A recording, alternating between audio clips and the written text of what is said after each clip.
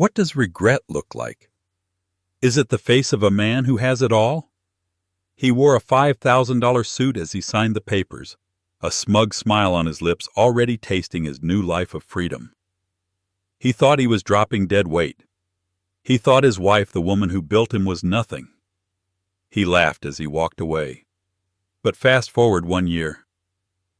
That same man is in a dark bar staring at his phone as tears carve tracks down his face. Why? Because the nothing he threw away just became the bride of the one man he could never touch, a billionaire.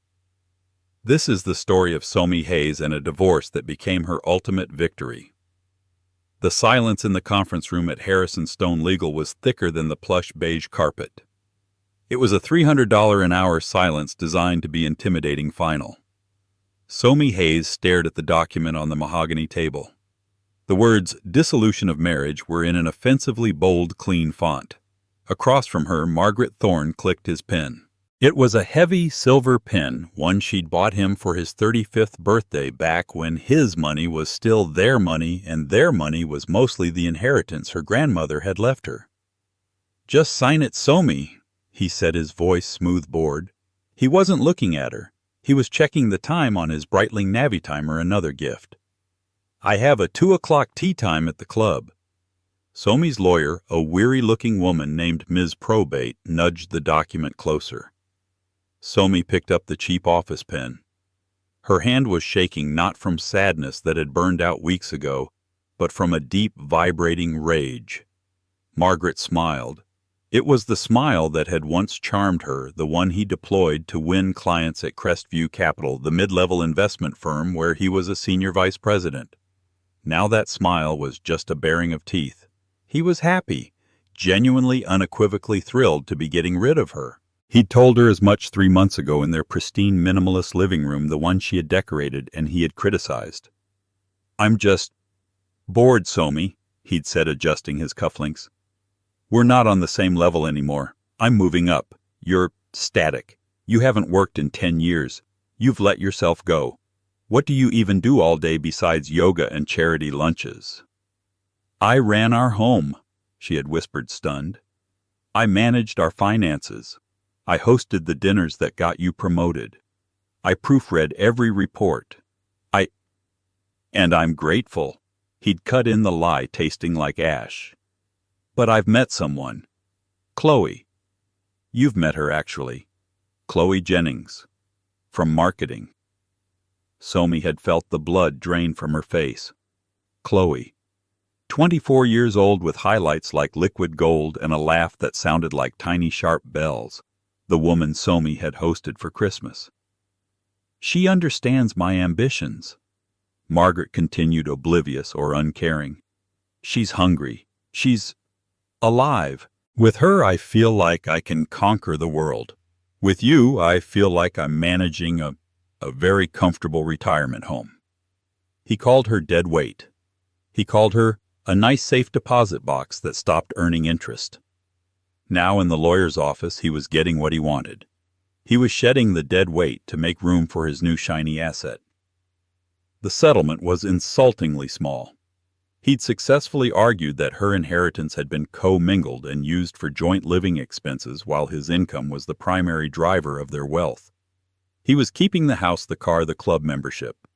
She was getting a one-time payout that after lawyer's fees would barely last her 2 years. She looked at him.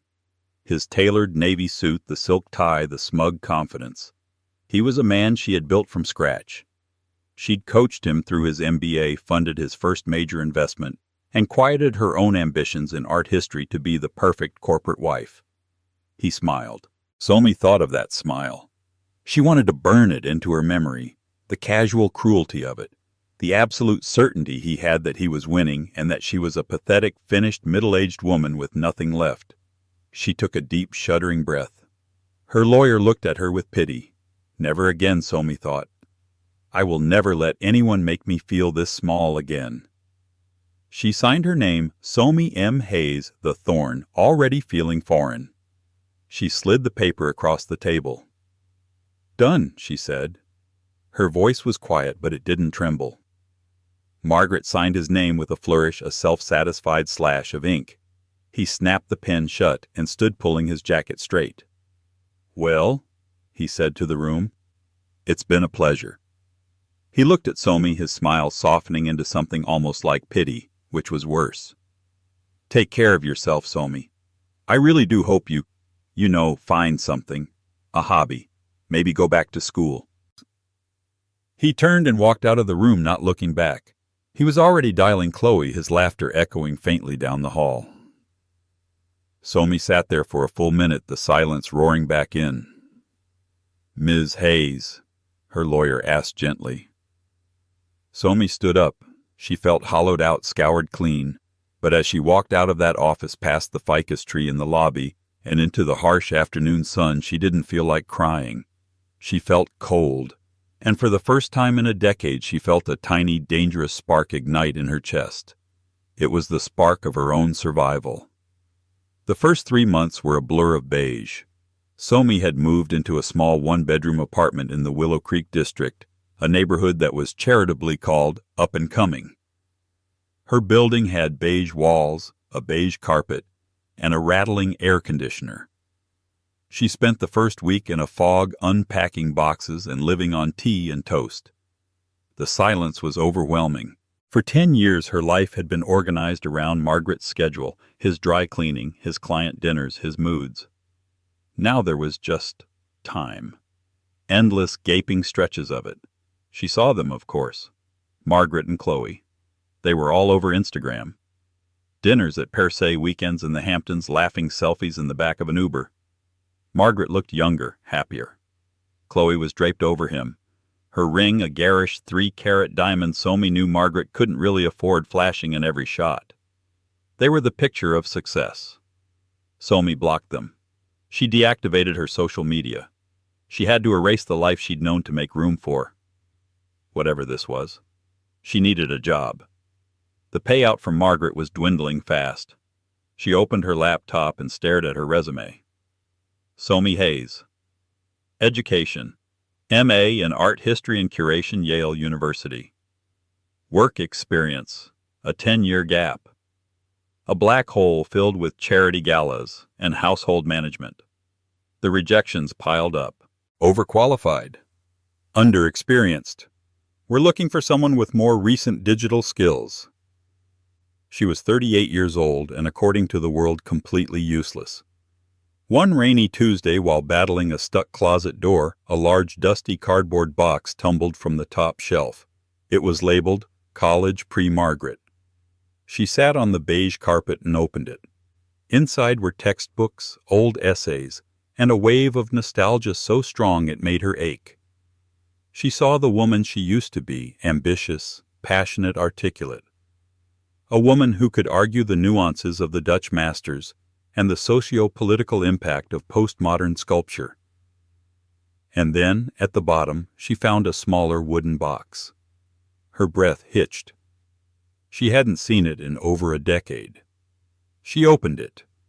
Inside was a pressed Edelweiss flower, a ticket stub from the Met, and a stack of letters tied with a faded blue ribbon.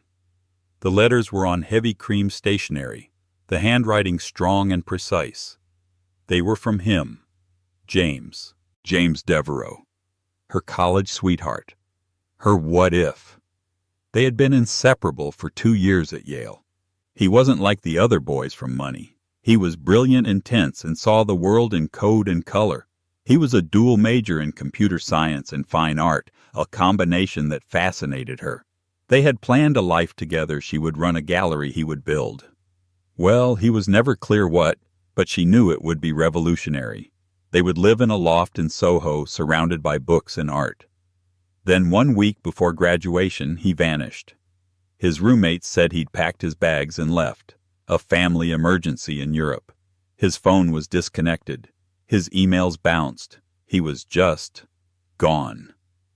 Somi had been shattered. It was a grief she'd never fully processed. A year later, lost and adrift, she'd met Margaret Thorne, whose solid, predictable ambition felt like a safe harbor. She untied the ribbon, her fingers trembling. She pulled out the last letter he ever sent her, a postcard from Zurich. My dearest E. Everything is chaos. My father. It's all a mess. I can't explain yet. Don't wait for me. Please live your life. I'll find you when I can. I swear it. Forgive me. Yours, Jay. She had waited. For 6 months. But he never came. The pain of his abandonment had been a sharp, clean break so different from the slow, corrosive poison of her marriage to Margaret. She held the postcard staring at the 15-year-old ink. I'll find you when I can. A bitter laugh escaped her. He never did. He was probably a banker in Switzerland married with 3 kids. Just another ghost. But holding that letter, remembering the woman she was when he knew her, the smart, capable, passionate woman, Somi felt something shift. That woman wasn't gone. She was just buried. She looked at her laptop. Overqualified and underexperienced. Bullshit, she said to the empty room. She closed the box of memories and opened a new tab on her browser. She didn't search for executive assistant or office manager.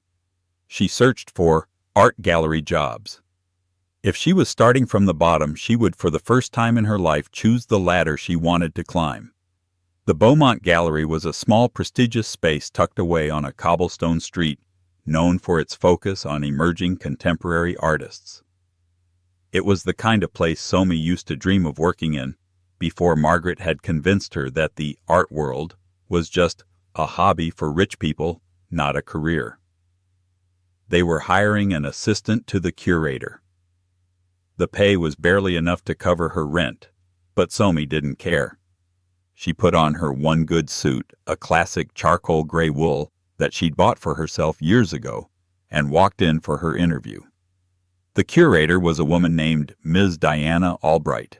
She was in her late 60s with a severe gray bob, owlish glasses, and a reputation for being brilliant and terrifying.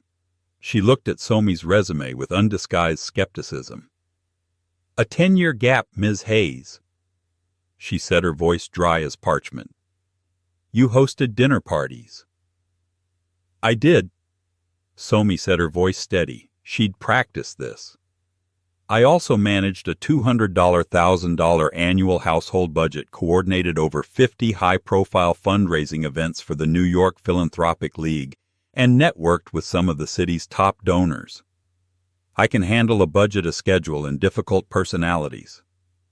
Ms. Albright peered at her. "This isn't a social club. This is a business. These artists depend on us. Why art? Why now?" "Because it's the only thing I've ever missed," Somi said simply. "It's the only thing I stopped doing for someone else that I regret." Ms. Albright gestured to a large, chaotic painting on the wall. It was a mess of slashed black lines and violent splashes of crimson. "What do you think of that by an artist named Kalen Voss? We're thinking of giving him a solo show." Somi looked at it. She didn't give a safe answer. She gave the real one. "I think," Somi said, "that it's derivative. He's desperate to be Anselm Kiefer, but he doesn't have the historical context. The brushwork is aggressive, yes, but it's undisciplined. It's anger without a purpose. You put this up and the critics will call it superficial angst. However," she pointed to a small, forgotten sculpture in the corner, a series of wires twisted around broken porcelain. "That is interesting. The tension, the fragility, the kintsugi influence, that has a voice. That's where the gallery's focus should be." Ms. Albright was silent. She stared at Somi for a long, uncomfortable moment. Somi's heart hammered. She'd overstepped. She'd blown it. "You'll be sorting donor files and making coffee for the first 6 months," Ms. Albright said abruptly. "The pay is insulting. You start Monday at 9 a.m. Don't be late." Somi couldn't speak. She just nodded, a smile, a real one, breaking across her face. "And Ms. Hayes," the curator called as Somi turned to leave. "You're right about the Voss. He's all noise. Welcome to the Beaumont." Somi walked out of the gallery feeling lightheaded. The job was small. The pay was terrible. She was by all of Margaret's standards a complete failure. But she hadn't felt this happy, this herself, in a decade. The work was grueling. Somi was the first one in and the last one out. She did, in fact, make a lot of coffee. She also reorganized the gallery's entire digital archive, charmed a prickly art critic from the Times, and discovered a glaring error in their insurance policy that saved the gallery thousands. Ms. Albright watched her, saying little, but Somi noticed she was being given more and more responsibility. She was writing exhibition notes. She was liaising with artists. 6 months into the job, Ms. Albright called her into the office. "Our fall gala is in 2 months," she announced, not looking up from a stack of papers. "It's our biggest fundraiser of the year. And this year, it's going to be a nightmare." "A nightmare?" Somi asked. "We have a new sponsor, a massive one. They're funding the entire exhibit and a new educational wing. But they're particular." Ms. Albright sighed. "They've bought out the entire new wing for a private pre-gala reception. Their security team has been here 3 times. I need someone to be the direct point of contact for their team. Someone who won't crumble." She looked up at Somi. "I want you to handle it." Somi was stunned. "Me? But what about—" "You're the only one here I trust not to," Ms. Albright said. "The company is Devereaux Holdings. The CEO's executive assistant, a woman named Ms. Thorne. No, Thorne is your ex. Apologies. Ms. Sharp. She's the one you'll be dealing with. Don't mess this up, Somi. This sponsorship secures our future." Somi's mind snagged on the name. Devereaux Holdings. It couldn't be. It was a common name. That night she went home and for the first time typed the name into Google.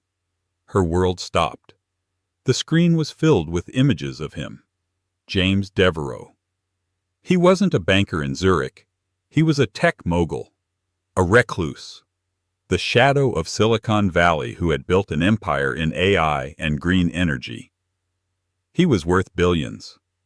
The articles described him as ruthless, brilliant, and obsessively private. He was the man from her letters, the man who had sworn he'd find her, and he was the new sponsor of her tiny gallery. Somi stared at the screen, at the face that was harder, older, and infinitely sadder than the boy she remembered. He was coming. He was going to be at the gala, and she was the one in charge of his clipboard and guest list. The 2 months leading up to the gala were a blur of logistics. Somi worked 18-hour days. She coordinated with James's security, his catering team, and his impossibly efficient executive assistant, Ms. Sharp. She never spoke to James himself.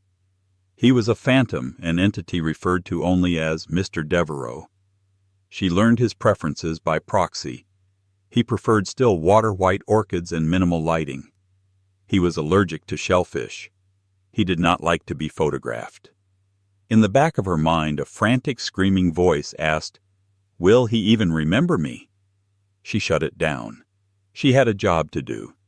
She was Ms. Hayes, the gallery's liaison. She was professional. The night of the gala arrived. The Beaumont was transformed. Soft lights glowed, waiters moved with trays of champagne, and the city's art elite mingled. Somi, in a simple, elegant black dress she'd bought on consignment, moved through the crowd with a clipboard, her face a mask of calm efficiency. Ms. Albright squeezed her arm. "It looks wonderful, Somi. Truly." "Thank you, Diana," Somi said, using her first name at the curator's insistence. Then she got a buzz on her earpiece. "Mr. Devereaux is on site, arriving at the private entrance. 5 minutes." Somi's stomach did a painful flip. "Copy that." She went to the new wing, a beautiful glass-enclosed space that was currently empty save for the new exhibit. She stood by the door, took a deep breath, and waited. The door opened. 2 large security men entered first, scanning the room. Then he walked in. He was taller than she remembered. He wore a simple, exquisitely cut black suit, no tie. The years had sharpened his features, carving angles into his face she didn't recognize. But his eyes, they were the same, intense, intelligent, and carrying a familiar weight. He was in a quiet, serious conversation with Ms. Sharp. "And the final acquisition papers for the new piece are ready for your review," Ms. Sharp was saying. "Thank you, Amelia," he said. His voice was deeper. "Ms. Albright stepped forward, hand extended. Mr. Devereaux, Diana Albright, we are so profoundly grateful for your patronage. The new wing is magnificent. Ms. Albright, he said, shaking her hand. His smile was brief, polite. The work your gallery does is vital. My foundation is pleased to support it. He turned to survey the room, his gaze professional, assessing. And then his eyes landed on Somi, standing just behind Ms. Albright, holding her clipboard. The world stopped. He didn't just look at her. He saw her. The polite mask of the CEO shattered. His eyes widened just slightly. The blood seemed to drain from his face. Somi, he breathed. It was so quiet she barely heard it. Ms. Albright, confused, looked between them. Oh, this is my assistant curator, Somi Hayes. She's been the liaison for your team. Somi, this is Mr. Devereaux. Somi couldn't move. She couldn't breathe. James took a step toward her, ignoring everyone else in the room. His security team tensed. Somi, he said again, his voice thick with an emotion she couldn't name. It's really you. James, she whispered. The clipboard suddenly felt impossibly heavy. I looked for you, he said, his eyes searching her face as if memorizing every line. After I got back, I looked for years. You'd graduated. You'd vanished. I got married, she said the words, feeling stupid. I changed my name to Thorn. The name hung in the air. James's expression darkened. Thorn, as in Crestview Capital. He works there, yes, Somi said, confused. How did you... They've been pitching my West Coast office for months. Aggressively, James said, his voice turning cold. He looked at her, really looked at her, taking in the simple dress, the clipboard, the faint shadows under her eyes. You said, got married. Past tense. I'm divorced, she said. As of this year. A universe of understanding passed between them. The 15 years of silence, the forgive me on the postcard, the fact that he had looked for her. Ms. Hayes, a new voice, sharp and unwelcome, cut through the moment. Is the press list finalized? Somi broke eye contact, turning. Yes, Diana, But she stopped. It wasn't Diana. Standing in the doorway, looking flustered and annoyed, was a junior member of the gallery staff. And behind him, shoving their way in, were Margaret Thorne and Chloe Jennings. Margaret was laughing, his face flushed. I told you, darling, I'm a sponsor. We can go where we want. Sir, this is a private reception, the staffer insisted. I'm Margaret Thorne, Crestview Capital, he boomed. We're a silver sponsor. I just want to... His voice died. He had seen her. He smirked, his eyes raking over Somi's simple dress. He was about to make a comment. She could see it, something cutting about her being the help. But then his gaze shifted, moving from Somi to the man standing protectively close to her. Margaret Thorne, the man who prided himself on knowing every power player in the city, froze. His smug smile didn't just fade, it collapsed. His jaw went slack. He knew exactly who James Devereaux was. Mr. Devereaux, Margaret stammered, his bravado vanishing like smoke. I'm Margaret Thorne, Crestview Capital. It's an honor, sir. I had no idea you'd be... we've been trying to get a meeting. He stuck out his hand. James didn't look at him. He didn't take his hand. His eyes were still on Somi. Somi, James said, his voice soft but clear in the silent room. Are these people bothering you? Chloe, draped in a low-cut red dress, finally processed the scene. She looked from the terrifyingly famous billionaire to Somi, the dowdy ex-wife. Somi, Chloe scoffed. What, you know her? She used to be his. She's a nobody. Margaret looked like he was going to be physically ill. Chloe, shut up, he hissed. James turned his head, his gaze falling on Margaret for the first time. It was not a warm look. It was the look of a king surveying an insect. "Mr. Thorne," James said, his voice lethally quiet, "you and I have nothing to discuss. Crestview's proposal was uninspired and your firm's tactics are unprofessional. My team will be blocking your calls. As for you—" He glanced at Chloe. "This is a private event. You're trespassing." He looked at his security head. "David, please escort Mr. Thorne and his guest out, and ensure they're blacklisted from this and any future Devereaux-sponsored event." "Yes, sir." "Wait." Margaret was pale sweating. "No, you don't understand, Somi. Somi, tell him, we're friends." Somi looked at her ex-husband, the man who had smiled as he signed the papers, the man who had called her dead weight. He was pleading to her. She turned back to James. "Thank you, James. Yes, they were just leaving." "Somi!"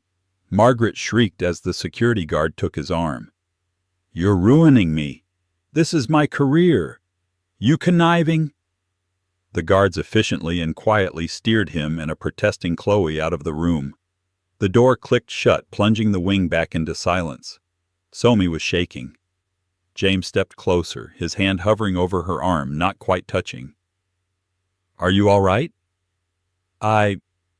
Yes. Thank you," she managed. "He's the man," James stated. "The one you married." "Yes."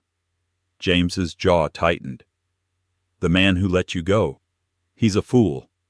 He finally gently rested his hand on her elbow. His touch was warm, electric, and devastatingly familiar. "We have 15 years to catch up on Somi Hayes. And I'm not letting you disappear again. Will you have dinner with me tomorrow?" Somi looked into his eyes, the eyes of the boy she'd loved now in the face of a man who had just defended her without a second thought. "Yes," she said. "I'd like that." The next night, a black car so quiet it seemed to glide on air picked Somi up from her beige apartment. It didn't take her to a flashy public restaurant. It took her to a private townhouse on the Upper East Side, James's home. It wasn't a sterile bachelor pad. It was filled with books, comfortable furniture, and an astonishing art collection. She recognized a small original de Kooning and a rare photograph by Francesca Woodman. "You never stopped loving it," she said, touching the frame of the photograph. "It was the one thing that reminded me of you," James said. He was standing by a fireplace looking far more relaxed than at the gala. A private chef served them a simple, perfect meal, and they talked. He told her everything. His father's sudden death, the family company he'd inherited which turned out to be a shell drowning in debt and scandal. He'd spent 5 years in a legal and financial war, working 20-hour days, living on coffee just to clear his family's name. "By the time I surfaced," he said, his voice low, "I was a different person, and you were gone. I hired a private investigator. They found your marriage certificate. Margaret Thorne. You looked happy in the photos. I told him to stop looking. I couldn't. I had no right to interfere." "I wasn't happy," Somi said quietly. "Not for a long time. I was just asleep." She told him about Margaret, about the slow erosion of her confidence, the dead weight comments, the divorce. She told him about the gallery, about Ms. Albright, about the feeling of earning her own tiny paycheck. He listened. He didn't just hear. He listened. He didn't offer to fix her problems. He didn't offer her money or a job at his company. He simply validated her. "What you did at the Beaumont," he said, impressing Diana Albright. "That's harder than impressing Forbes. She's a legend. You're brilliant, Somi. You always were. He didn't break that. He just covered it up." That dinner turned into another. And another. It wasn't a whirlwind. It was a reconstruction. They were two broken pieces from the past, fitting themselves back together. He would pick her up from the gallery, and they would walk through Central Park talking about art, about AI, about the future. He respected her job. He loved her mind. He gave the gallery an anonymous 8-figure donation earmarked for the professional development of the curatorial staff, which Ms. Albright immediately used to promote Somi to associate curator, tripling her salary. Somi moved out of the beige apartment, not into James's mansion, but into her own beautiful bright apartment near the gallery. She was for the first time standing on her own feet. James was her partner, not her savior. Meanwhile, Margaret Thorne's life was imploding. Being blacklisted by Devereaux Holdings was a death sentence. News traveled fast. Margaret was suddenly toxic. The Thorne name, which he'd been so proud of, was now associated with a massive public failure. His bosses at Crestview Capital were furious. He had not only failed to land the city's biggest whale, but he had publicly insulted him and gotten the entire firm banned from all future dealings. He was called into a meeting, the same kind of sterile, mahogany-lined conference room where he had signed his divorce papers. "We're letting you go, Margaret," his boss said, not meeting his eye. "Your position has been terminated effective immediately." But the gala. "It was my ex-wife," Margaret sputtered. "She set me up. She's with him." "We don't care," his boss said cold. "You're a liability. Security will escort you out." He was unemployed. The next day, Chloe Jennings moved out of his house. "You're a mess, Margaret," she'd said, packing her designer bags. "You lost your job. You're not the man I thought you were. I'm not tying myself to a sinking ship." She left. He was alone in the house he'd won, with a mortgage he could no longer afford. He started to drink. He would sit in the dark, scrolling, obsessed. He watched Somi's life blossom from afar. He saw paparazzi photos of her and James Devereaux at the opera. She looked different. Her hair was glowing. She was wearing a stunning dark blue gown. But it wasn't the clothes. It was her stance, her confidence. She wasn't hiding behind her husband. She was standing with him. He called her. Over and over. Somi was at her desk reviewing a new artist's portfolio when her phone buzzed. "Margaret Thorne." She let it go to voicemail. The message he left was a rambling, drunken slur. "Somi, baby, I made a mistake. A terrible mistake. This guy, this Devereaux, he's just using you. He doesn't know you. Not like I do. I can forgive you. We can fix this. Just call me back. Please. I'm falling apart, Somi." Somi listened, her face impassive. She felt nothing. No pity, no anger, just static. She pressed delete. James, who had been waiting to take her to dinner, stood in her office doorway. "Everything okay?" She looked up and smiled, the warmth reaching her eyes. "Everything is perfect." She picked up her bag and walked out, leaving the buzzing phone behind. 1 year after the divorce, Somi was in Paris. James had surprised her. He hadn't just flown her there. He had arranged for a private after-hours tour of the Musée Rodin. They were standing alone in the garden, the moonlight illuminating the kiss. "I always thought this was his masterpiece," Somi murmured, "but the world is obsessed with the thinker." "The world is obsessed with power," James said. "They forget that connection. That's the real strength." He turned to her. He wasn't wearing his CEO armor. He was just James. "I've been a fool twice in my life, Somi," he said, his voice quiet. "The first was when I let the chaos of my family swallow me when I should have fought harder to get back to you. I convinced myself I was protecting you by staying away. I was wrong." "James, you don't—" "I do," he said, taking her hands. "And the second would be if I let another day go by without fixing it." He didn't get down on one knee. It wasn't a performance. He just looked her in the eyes, his own reflecting the moonlight. "I found you again, Somi Hayes, and I am never, ever letting you go. I'm not asking you to be my wife because I need to save you. You've already saved yourself. I'm asking because without you, I'm just a man running a company. With you, I'm home." He pulled a small velvet box from his pocket. Inside was not a massive vulgar diamond like the one Chloe had worn. It was a flawless sapphire blue diamond bezel set in platinum, a design that was both modern and timeless. It was elegant. It was her. "Marry me, E," he whispered. Tears streamed down her face, but they were not the tears of a victim. They were the tears of a woman who had walked through fire and found a new beginning she hadn't even known was possible. "Yes," she said. "Yes, 1,000 times yes." The wedding was planned for the spring at James's private estate in Napa Valley, the Greystone Estate. It was to be an intimate 50-person affair. Ms. Albright was her maid of honor. The news, however, was impossible to keep private. Tech mogul James Devereaux to wed curator Somi Hayes screamed the headlines on Vogue and Vanity Fair.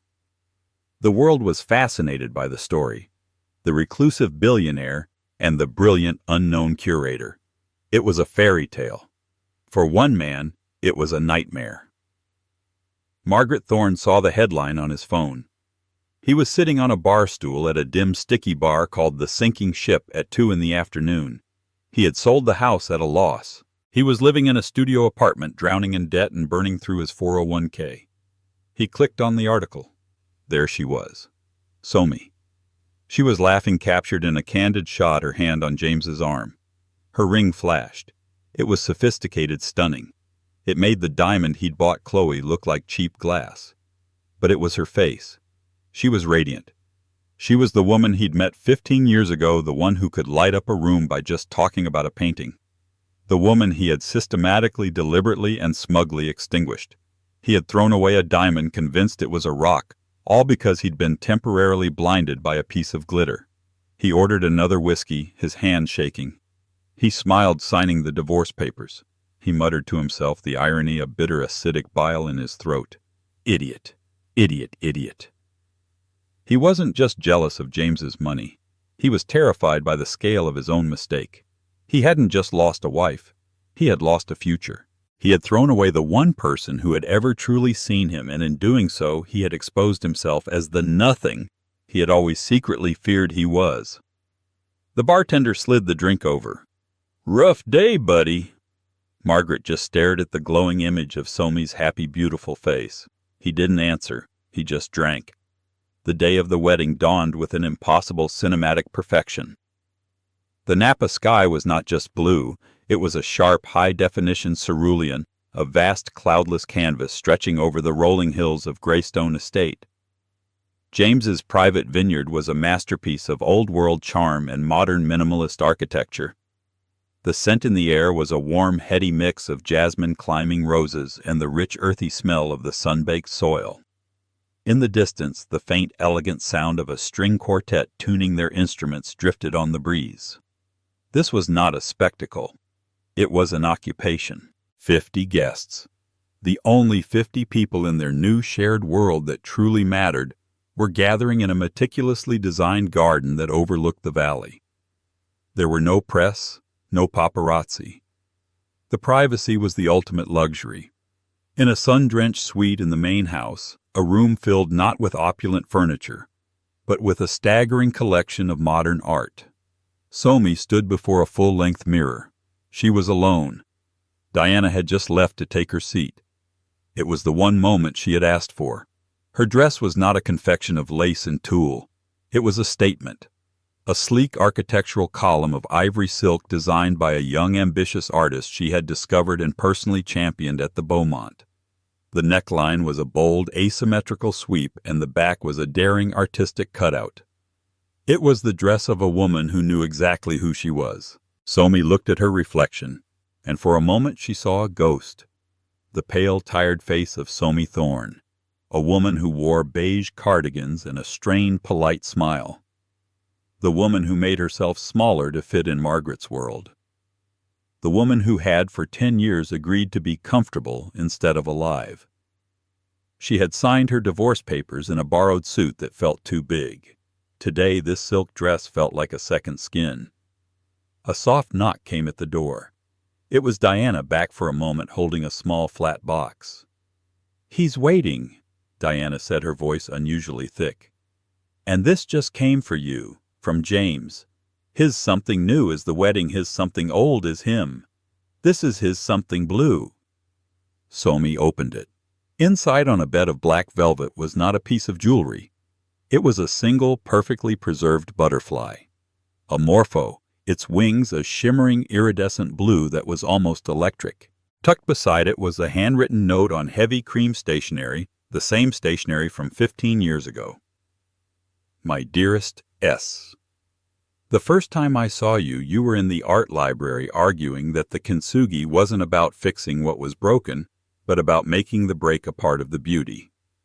You saved me then, and you've saved me now. I've been waiting 15 years to see you walk toward me. The wait is over. Yours, J. Somi's breath hitched.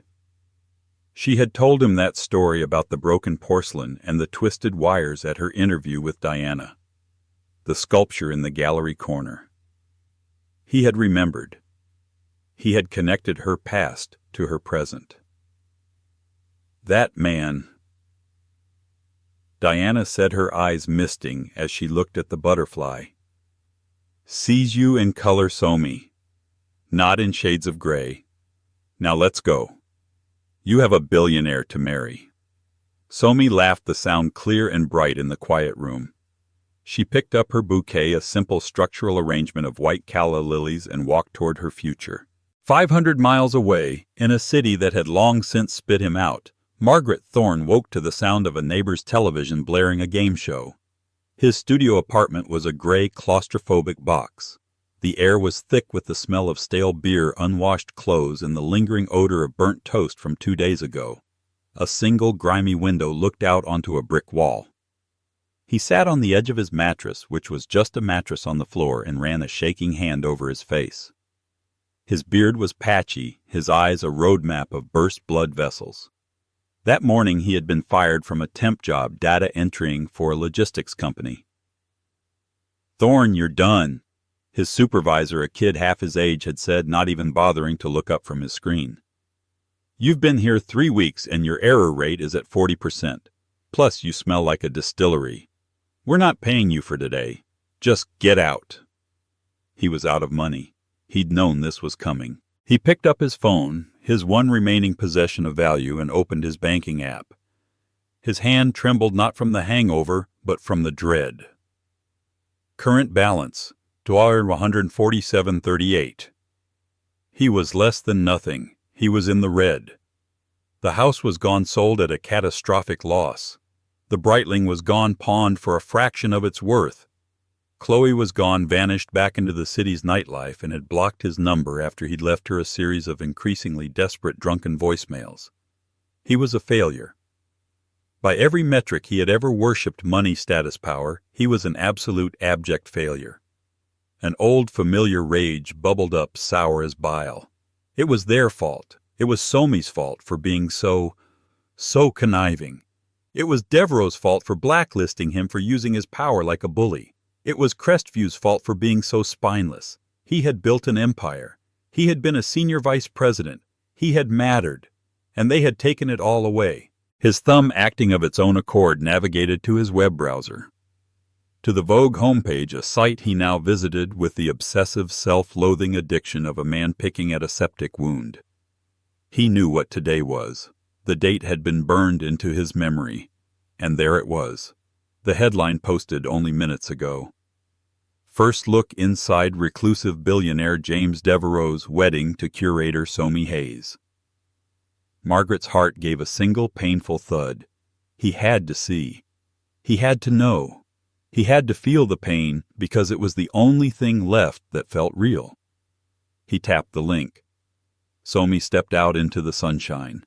The string quartet shifted from Bach to a soft instrumental version of a song she and James had both loved in college. She walked alone. It had been her choice. No one was giving her away. She saw the 50 faces all turned toward her. Diana smiling through her tears. The young artists she now mentored, their expressions full of awe. James's mother, a formidable, graceful woman who had embraced her like a long-lost daughter.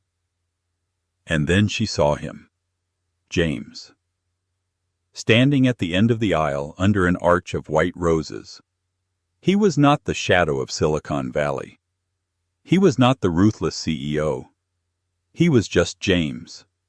His eyes locked on her, his face stripped bare of everything but a profound, overwhelming love. As she drew closer, she could see the raw relief in his gaze, as if he too couldn't believe this was real. He had waited 15 years. The wait was over. She reached him, and he took her hands.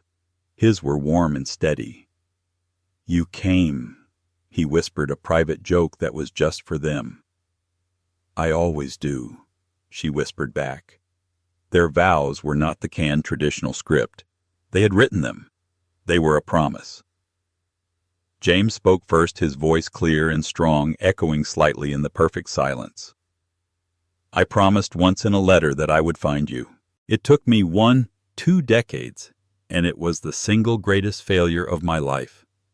Somi, you are my true north. You are my partner, my conscience, and my home. I will not spend another day of my life without you." Somi looked into his eyes, the eyes she had loved at 20 and loved even more now. "I was a house with no one inside," she said, her voice full, not trembling. "I was a story someone else had written. You didn't save me, James. You saw me. You held my hand and reminded me that I could write my own story. You reminded me that I was already home. I am yours, but finally I am also my own. And I love you. I do." "I do," he said. The kiss was not a performance for the crowd. It was a seal. A quiet, definitive, and total claiming. It was the closing of a 15-year-old wound. The 50 guests erupted not just in applause but in a wave of pure, concentrated joy. Margaret stared at the phone, his world shrinking to the 6-inch screen. Photo 1. The Greystone Estate. A sprawling yet elegant complex of stone and glass overlooking a sea of green vines.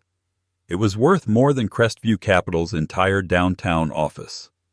Photo 2. The guests. He recognized them.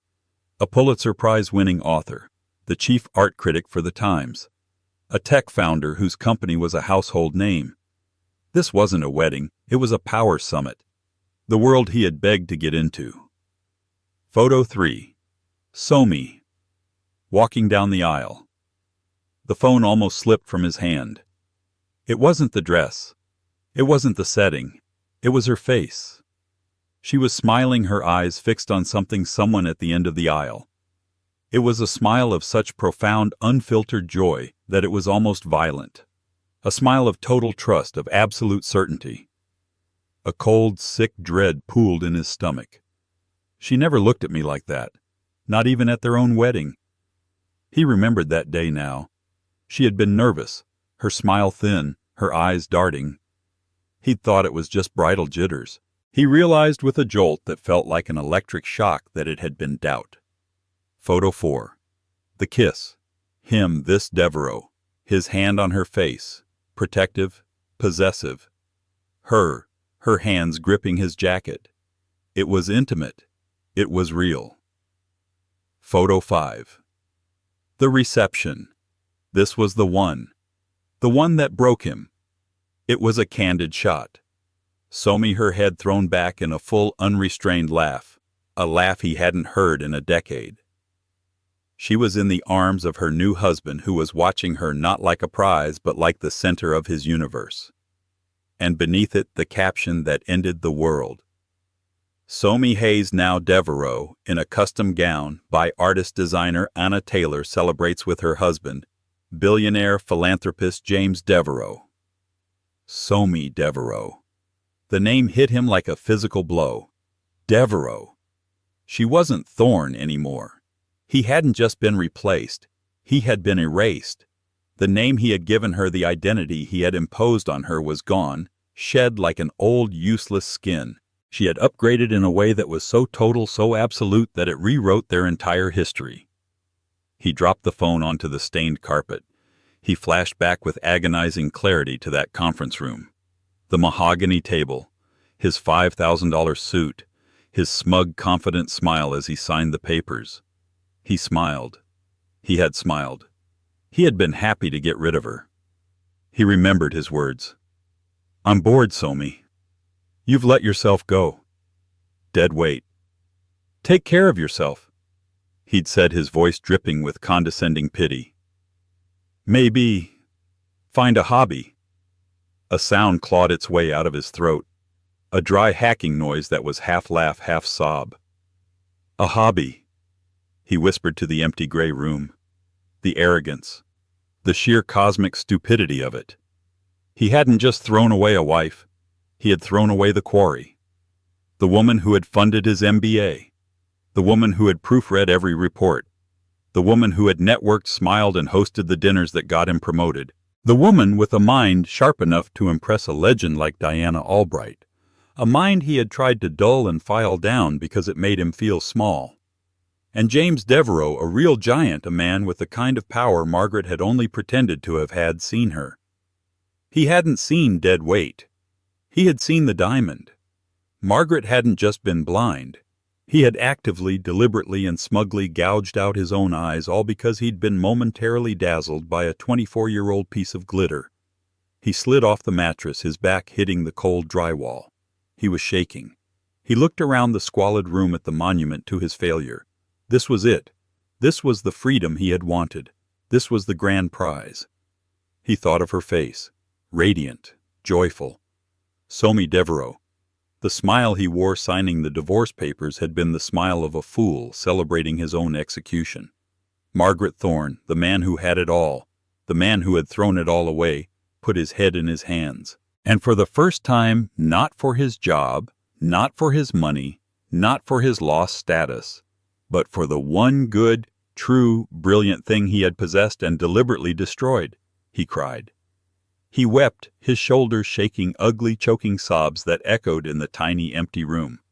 He cried for himself, for his loss, for the terrifying, irreversible finality of his own colossal mistake. In Napa, the sun had begun to set, painting the sky in strokes of apricot and violet. The dinner was over, and a small band was playing soft jazz. Somi and James had slipped away, standing on a stone balcony that overlooked the vineyards, the lights of the party a warm glow behind them. "Happy Mrs. Devereaux?" James asked, wrapping his arms around her waist, pulling her back against his chest. She leaned into his embrace, her eyes on the darkening hills. She wasn't thinking of Margaret. She wasn't thinking of the divorce, or the beige apartment, or the 10 lost years. She was just present. She thought of the kintsugi, the broken pieces glued back together with gold. She wasn't just fixed, she was stronger, she was more beautiful. "I'm home," Somi said, turning in his arms to face him. He smiled and kissed her, a long, slow kiss that tasted like champagne and promises kept. She was finally and completely free. In the end, this isn't a story about revenge. It's a story about worth. Margaret didn't see Somi's value, so he lost her.